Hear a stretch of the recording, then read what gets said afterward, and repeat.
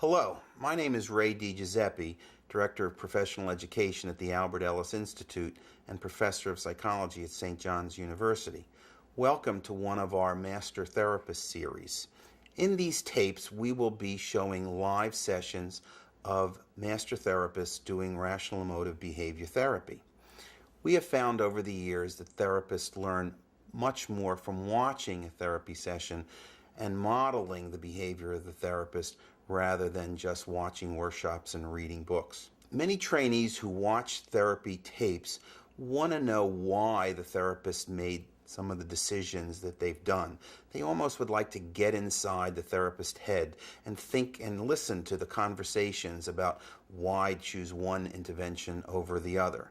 To help facilitate learning how to do therapy, we're going to have conversations with the therapist after each therapy session where we watch the therapy session and at key decision points ask each therapist why they made the decision that they did. Then the observer can see not only what the therapist did, but the ideas and the feedback and the information that they used in making those clinical decisions.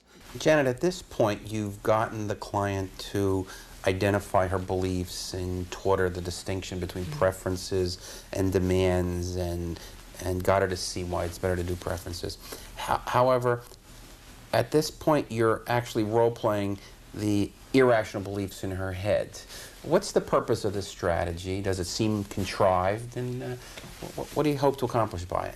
We frequently hear clients say things like, well, I understand it intellectually, but emotionally I really don't get it. And I was anticipating that in fact had happened to her because I think she just even said, yeah, but I wonder if I could really do it then. So I again was anticipating the irrational voices coming back and drowning out the rational ones and wanting to see if she could really win this debate where I took the role of her irrational voices and she had to keep beating them down. Because that's in a sense what she'll have to be doing on her own, is continuing to beat down the irrational voices that she's no good as they keep creeping back up. And the clients sort of find this a contrived exercise, or they sort of get into it?